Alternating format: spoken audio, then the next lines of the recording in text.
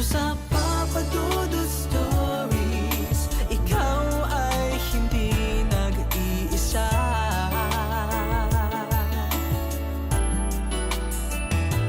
Dito sa Papa Dudut Stories, may nagmamahal sa'yo. Papa Dudut Stories, Papa Dudut Stories. Dear Papa Dudut, sa lahat po ng mga nakatutok ngayon, huwag kalimutan na mag-like, mag-share at mag-subscribe.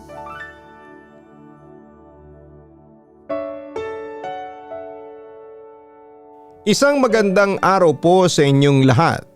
Una sa lahat ay masaya ako ngayon kasi maibabahagi ko na rin sa wakas ang aking kwento sa inyong programa. Palagi ko kasing pinakikinggan ang Papa Dudut YouTube channel sa Filipino store namin na House of Pinoy, Amsterdam. Siya nga pala ako si Beata Duma, isang Dutch national at dito sa Amsterdam ako nakabase. May kasama ako sa store na pamangkin ng late husband ko na si Angeli. Siya ang nag-introduce ng Papa Dudut Stories sa akin dahil yan ang pinapakinggan nila dati sa office noon sa Pilipinas nung nandun pa siya. Marami po akong natutunan ng mga expressions at mga salitang Tagalog. Papa Dudut, sisimulan ko ang aking kwento noong 18 years old pa lamang ako at estudyante pa. Nagko-commute ako dati papunta sa school at meron akong laging nakakasabay na Filipina, si Ate Maricon. Nagkakilala kami sa isang bus at nagkataong meron akong dalang Filipino flag dahil kagagaling ko lamang sa isang event noon. Lumapit sa akin noon si Ate Maricon at na-curious kung bakit may hawak akong Philippine flag. Ayun, nagkwentuhan na kami. Sinabi ko sa kanya na gusto kong mag-travel sa Philippines dahil nababalitaan ko na magaganda ang mga beaches doon at napaka-hospitable ng mga tao. Simula noon, Papa Dudut, ay palagi ko na siyang katabi sa bus at naging magkaibigan na kami. Hanggang sa in-invite niya ako noon sa isang birthday party.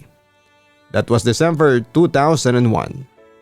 Ayaw ko sanang pumunta pero wala na din akong gagawin kaya pumunta na lamang ako. Pagdating sa venue ng birthday, may mga bisita at may mga tao na nakaupo sa lamesa. Sa isang lamesa nakita ko ang isang lalaking Pinoy. Nagkatinginan kami. E naaminin kong kinilig ako deep inside. Lalo na nung umiti siya sa akin at bumati ng Goedenavond. Ang ibig sabihin sa Dutch ay good evening. Pinakilala naman ako ni Ate Maricon sa lalaki at nalaman ko na Rainier palang pangalan niya. Kasama naman ni Rainier ang kanyang dalawang ate, kuya niya at dalawang pamangkin. Narinig ko na sinabi ng ate niya na tingnan mo yung babaeng yon. Ang cute niya kagaya mo. Sabi nito kay Rainier. Oo ate, ang ganda niya. Sana dalaga pa siya. Narinig kong wika ni Rainier sa kapatid niya. Siyempre nakaramdam naman ako ng kilig noong marinig ko yon. Mamayang kaunti ay inimbitahan ako ng ate ni Rainier na umupo sa lamesa nila. Nagkwentuhan kami kung saan ako nagmula, kung saan ako nag-aaral hanggang sa nagtanong na nga ang ate ni Rainier kung may boyfriend na ba ako. Siyempre sinabi kong wala. Kitang-kita ko na lumiwanag ang facial expression ni Rainier pagkarinig niya sa mga sinabi ko. Eto ang si Rainier, binata pa. Sabi ulit ni ate niya. Nakita ko namang nag-blush si Rainier tapos ay nahalata ko na parang kinikilig siya. Lalo na nung umiti ako sa kanya. Don't worry, makikita mo rin ang true love mo. Sabi ko pa noon kay Rainier. Napahagik-hik naman ito. Kung pwede nga lang sana nandito na ang true love ko. Mahinang sabi ni Rainier at halos ayaw niyang iparinig sa akin. Pero narinig ko pa rin yon. Pagkatapos namin kumain ay tinanong niya ako kung may maghahatid sa akin pa uwi. Sabi ko'y wala at magkukommute na lamang ako pa uwi. Pwede ba kitang ihatid? Tanong niya sa akin. Sure, kung hindi nakakaistorbo sa'yo. Thank you, ang sabi ko sa kanya. So yun nga Papa Dudut, habang naglalakad na kami pa uwi sa bahay ko ay nagkwentuhan kami ni Rainier. And in fairness sa kanya ay masaya siyang kausap. Bawat ikinikwento niya sa akin ay nagiging interesado ako. At kapag ako naman ang nagkikwento sa kanya ay nakikita kong interested din siya sa akin. Alam mo yung feeling na kakikilala lang namin pero parang ang tagal na naming magkakilala. Ganon yung naramdaman ko Papa Dudut. Mabilis akong nagtiwala sa kanya kasi ramdam ko talagang mabait si Rainier. At alam ko mapagkakatiwala ang tao siya. Kaya nga ng mga sandaling yon ay iniisip ko na wala ng katapusan yon. Samantala sa pagkwekwentuhan namin ay hindi namin namalayan na nakarating na kami sa bahay ko. Aaminin ko nalungkot ako kasi baka pagkatapos noon ay hindi na kami magkita pa. Pero hiningi ni Rainier ang cellphone number ko na siyang ibinigay ko naman kaagad. Pagkatapos noon bago ako pumasok sa loob, hinalikan pa niya ako sa pisngi. Nakaramdam ako ng kilig noon Papa Dudut. Bumilis ang tibok ng puso ko at kahit na hindi ko nakikita, alam kong nag-blush ako ng mga sandaling yon. Pagkatapos noon ayun na nga nagpaalam na kami ni Rainier sa isa't isa. Mga ilang araw ang lumipas, naghintay ako sa text message ni Rainier pero wala akong natanggap. Matyaga ako naghintay noon pero wala pa rin. Kaya inisip ko noon na baka nakalimutan na niya ako. Aaminin kong nalungkot ako noon pero nag-decide na rin ako mag-move on. Pero nagulat ako nang biglang magpadala ng text message si Rainier sa akin 6 days pagkatapos naming mag-meet. Humingi siya ng paumanhin sa akin kasi naging busy lang daw siya dahil may mga inasikaso raw siyang documents. Pero sabi ko ay okay lang. Ang mahalaga, naalala pa rin niya ako. At yun na nga Papa Dudut, doon na nagsimula kami mag-usap sa text. Hanggang sa lumalim na ang usapan namin at niyaya na niya akong pumunta sa kanila. Bisperas ng Pasko nung bumisita ako sa kanila at mainit akong tinanggap ng pamilya ni Rainier.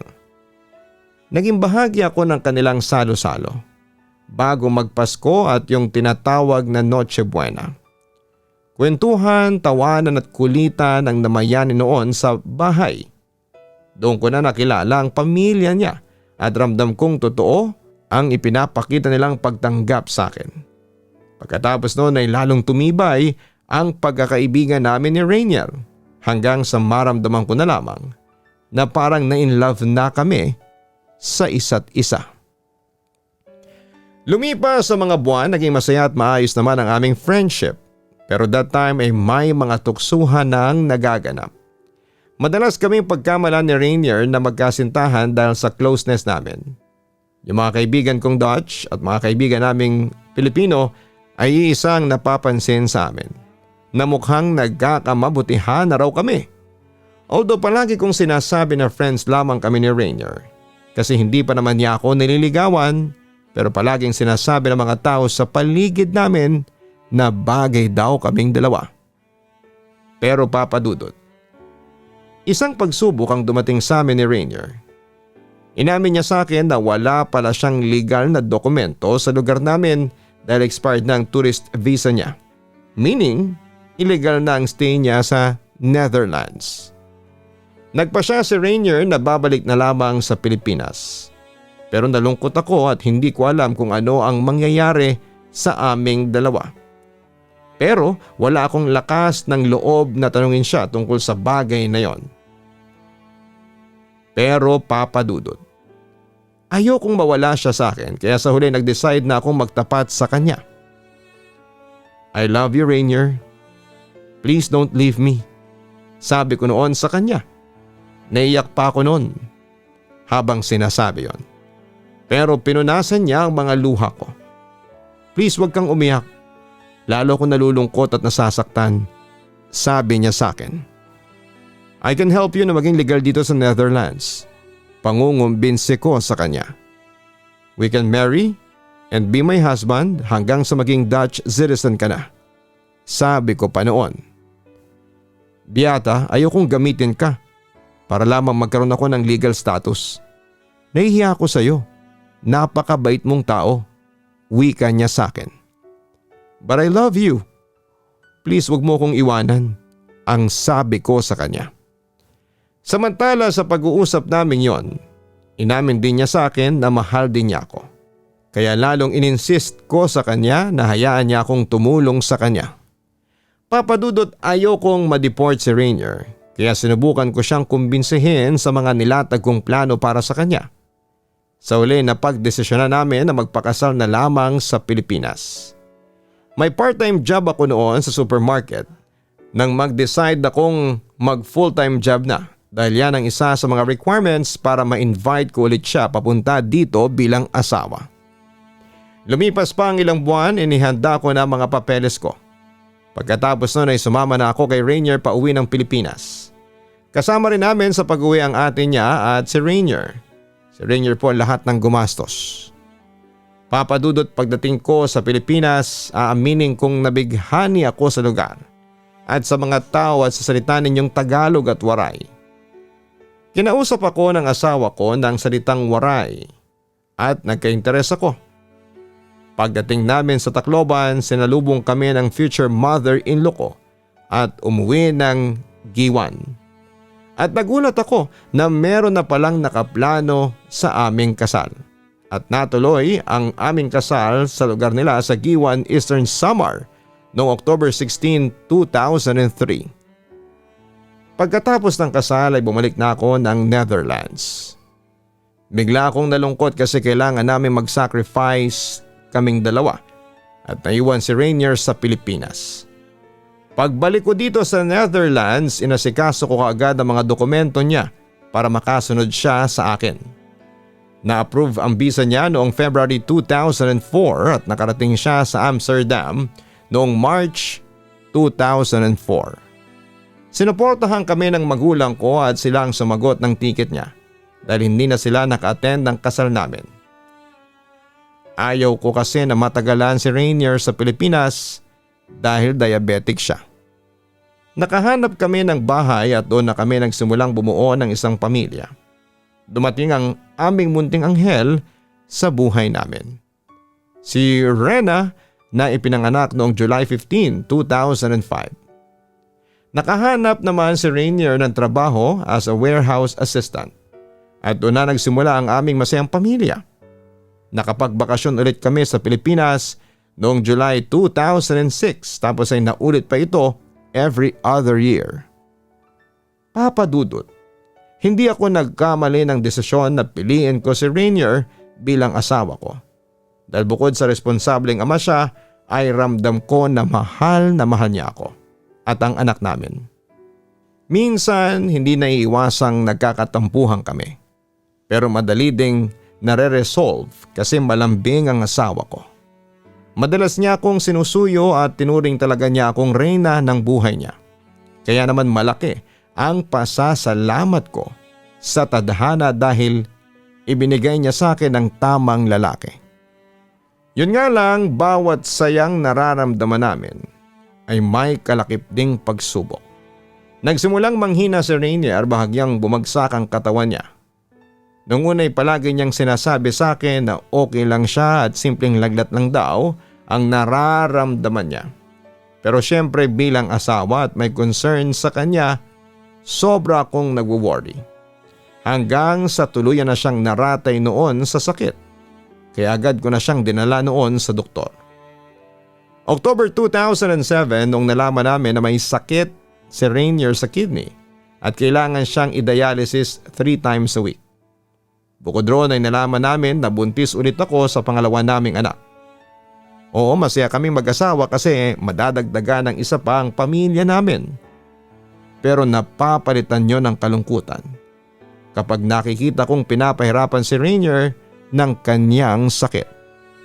Papadudot, araw-gabi kong pinagdarasal sa Diyos na sana'y malampasan namin ang pagsubok na ito sa aming buhay at bumalik na sa dating sigla ang katawan ng asawa ko. At sa awa naman ng Diyos ay ipinakita ni Rainier sa akin na nag-i-improve ang kanyang kalusugan. Sinisikap niya talagang lumaban at magpagaling para sa pamilya niya.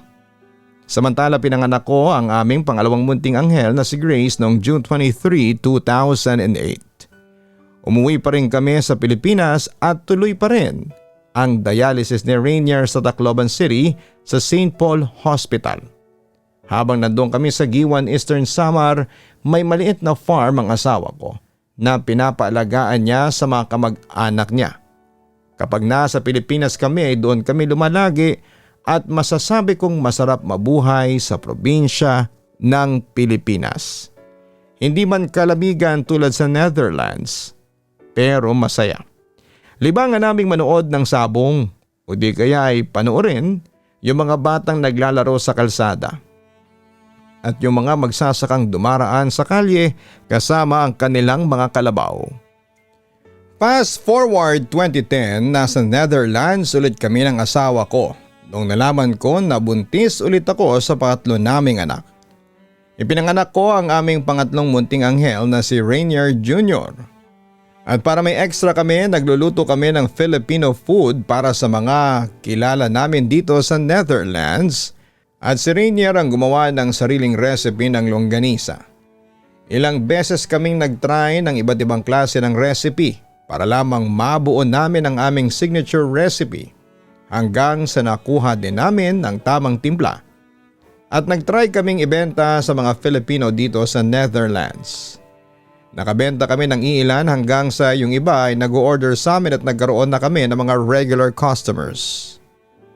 Samantala, Papa Dudut, tuloy-tuloy pa rin ang dialysis ni Rainier pero sabi ng doktor niya na kailangan na niyang magpa-transplant ng kidney as soon as possible.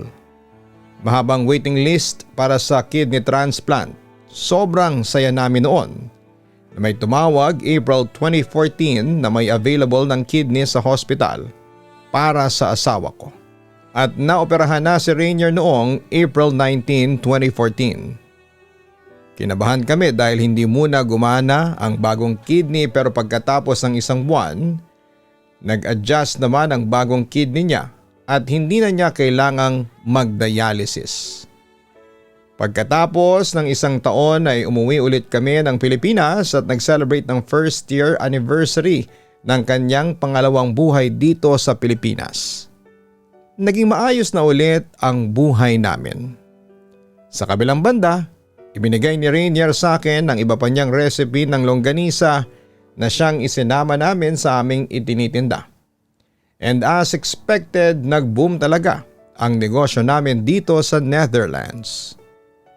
Pero Papa Dudut, hindi ko alam na habang nagkakasiyahan kami sa birthday ni Grace, ay merong pagsubok na darating sa pamilya namin. Bigla na lang kasing sumama ang pakaramdam ng asawa ko at tumawag ako kaagad sa ospital. Pumunta kami ng emergency room sa ospital at na-confine si Rainier. At dumating ang malaking problema na hindi namin inaasahan. Dahil hindi na talaga okay ang isa pa niyang kidney at nagkaroon din siya ng komplikasyon sa atay. Namana niya pala ito sa kanyang pamilya. Marami kaming catering at that time at kahit nasa ospital si Rainier, hindi niya pinakancel ang mga catering. Sabi niya sa akin, "Biata, kaya mo yan. Ikaw na lang ang magluto." Buti na lamang at may kasama kami sa bahay na pamangkin niya si Tags at tumulong sa aking magluto. Samantala, plano rin sana naming umuwi ng Pilipinas noon at meron na kaming ticket pero hindi kami natuloy sa pag-uwi dahil na-confine na nga si Rainier. Isang gabi habang ako ay nagbabantay kay Rainier sa ospital, sabi ng doktor ay kailangan niya akong kausapin. Bigla na akong kinabahan. Sumunod naman ako sa room ng doktor at sinabihan ako ng doktor na hindi na magtatagal ang aking asawa at kakaunti na lang ang natitira nitong araw para mabuhay. At doon ako nalungkot, Papa Dudut. Hindi ko inaasahan na bigla niya akong iiwan at paano na kami magsisimula ng mga anak ko. Tinawagan ko ang mga bata para pumunta sa hospital para makita nila at makausap ang ama nila sa huling sandali. Sobrang sakit na makita ko ang mga anak ko na iiwanan na kami ni Rainier habang tinitignan ko ang mga bata at kinakausap ang kanilang ama. Nadudurog ang aking puso, Papa Dudut. At bigla na ring dumating ang iba naming pamilya dahil tinawagan ko rin sila. Umuwi na ang mga bata at kami nang hipag ko na lamang ang naiwan sa hospital. Sabi ng nurse na hindi na talaga si Rainier magtatagal. Kaya nagdasal na lamang kami ng ate niya at kinantahan ko siya sa paborito niyang song, yung Brown Eyes. Mamayang kaunti ay hinawakan niya ang kamay ko. Beata, tawag niya sa akin. Alam nating dalawa na tapos na ang oras ng pahinga. Malapit na akong matulog ng mahimbing. Pagpapatuloy pa niya. Huwag mong sabihin yan. Sabi ng doktor, lalaban tayo, hindi ba? Sabi mo, hindi mo ako iiwanan. Marami pa tayong plano, Rainier. Sabi ko sa kanya na may diin. Sa puntong iyon ay hindi ko na mapigilang umiyak kasi nagsimula ng hingalin ang asawa ko. Beata, lumapit ka sa akin. Pakiusap niya. Pagkatapos noon ay hinalikan niya ako sa pisngi. Sa puntong iyon lalong kumirot ang puso ko. Bakit ba kasi ngayon pa? Bakit ikaw pa? Napakadamot ng mundo. Nasabi ko habang tinitiis ang sakit na nararamdaman ko habang nakikita kong naghihirap si Rainier. Hindi madamot ang mundo, Beata. Binigyan niya ako ng pagkakataong mahalin ka at sapat na yon para sa isang buhay. Patawarin mo ko kung hindi ko na kayang ituloy ang mga pangarap nating dalawa. Mabagal at hirap siya noong sinabi niya yon sa akin, Papa Dudut. Rainier, huwag. Huwag mong bitawan ang kamay ko. Natatakot ako. Paano na ako kapag wala ka? Tanong ko sa kanya. Matapang ka, Beata. Higit pa sa alam mo. Kapag wala na ako'y huwag kang magpapakulong sa dilim. Buksan mo ang bintana. Makinig ka sa hangin. Doon mo maririnig ang boses ko. Mahal na mahal kita higit pa sa huling hiningang ito. Yon ang mga sinabi niya sa akin na hindi ko makakalimutan. Sa puntong yon, Papa Dudut, humagulhol na ako. Bawat beep ng lifeline ay tila ba nagbibigay ng kaba sa akin. Mahal na mahal din kita, Rainier. Sobrang mahal kita. Ang sabi ko sa kanya habang hinigpitan ko na ang hawak ko sa kanyang kamay at hinalikan ko yon. Sige na, payagan mo na ako magpahinga. Masakit na, sobra na. Bulong niya sa akin at halata na sa boses niya na hirap na siya. Sige na mahal, kung pagod ka na, hindi na ako magdadamot. Magpahinga ka na. Hanggang sa muli nating pagkikita. Yun ang huli kong sinabi kay Rainier bago siya tuluyang bumitaw sa kanyang buhay. Kitang-kita ko yung flatline sa monitor habang nagmamadaling dumating ang doktor at isang nurse. Sinubukan pa nilang i-revive si Rainier pero wala na talaga. Sa kabilang banda noong malaman ng mga anak ko na patay na ang kanilang ama ay umiyak sila. Bilang isang ina ay nasaktan talaga ako sa eksenang yon. Pero kailangan kong maging matatag. Dahil yon ang binilin sa akin ni Rainier. Sinamahan ko ang mga anak ko sa kanilang pighati at sabay-sabay kaming bumangon. Samantala noong buhay pa si Rainier, hindi namin pinag-usapan kung ano ang gusto niya. If ever kung mamamatay siya, ang alam ko na lagi niyang gusto ay umuwi ng Pilipinas kaya pinakremate ko si Rainier dito sa Amsterdam. Pagkatapos makalipas ang 3 buwan ay inuwi namin ang abo niya sa Giwan, Eastern Samar doon sa family grave nila. Pagbalik namin dito sa Netherlands, naalala ko yung recipe ng longganisa na nakasave noon sa phone ko.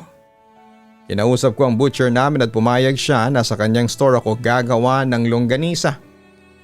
Hindi nagtagal ay nag-open na rin ako ng official takeaway store for Filipino food and catering.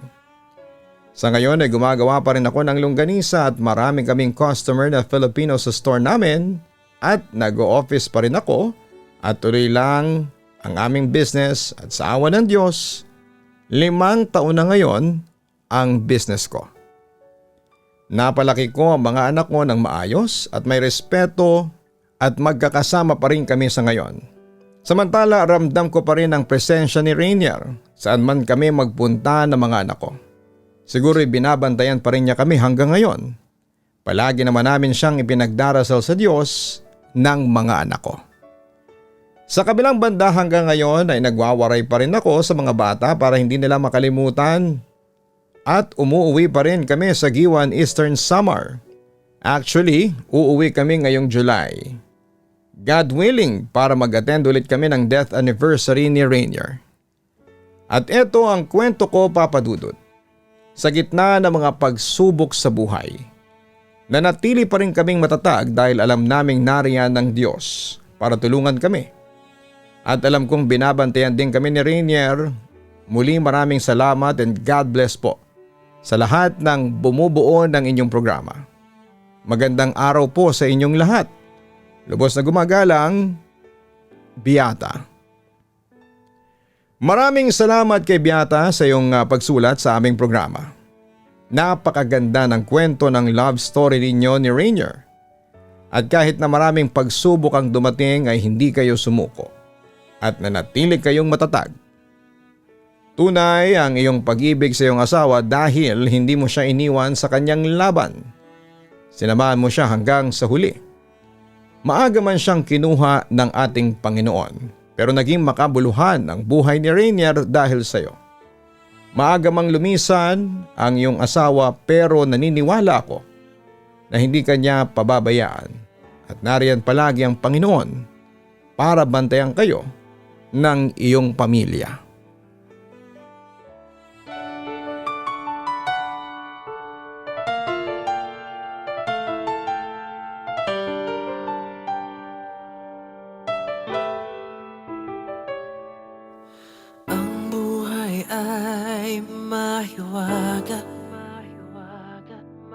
Laging may lungkot at saya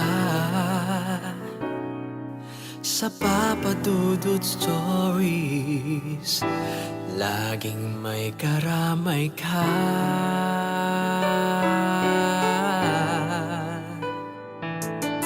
Mga problemang kay bigat,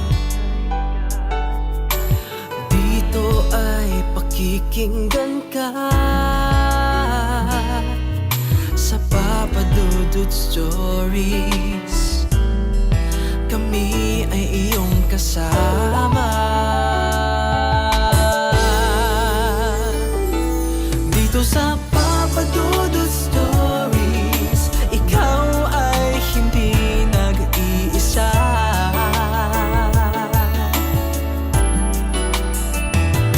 Dito sa Papa Dudut Stories, may nagmamahal sa'yo. Papa Dudut Stories, Papa Dudut Stories,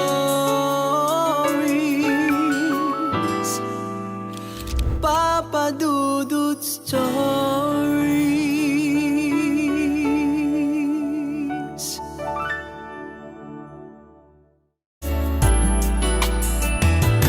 Dito sa Papa Dudut Stories, may nagmamahal sa'yo. Papa Dudut Stories, Papa Dudut Stories. Hello mga ka-online, si Papa Dudut po ito. Nag-enjoy ka ba sa ating kwento ngayong araw? Huwag kalimutan na i-share, mag-like at mag-subscribe. Maraming salamat po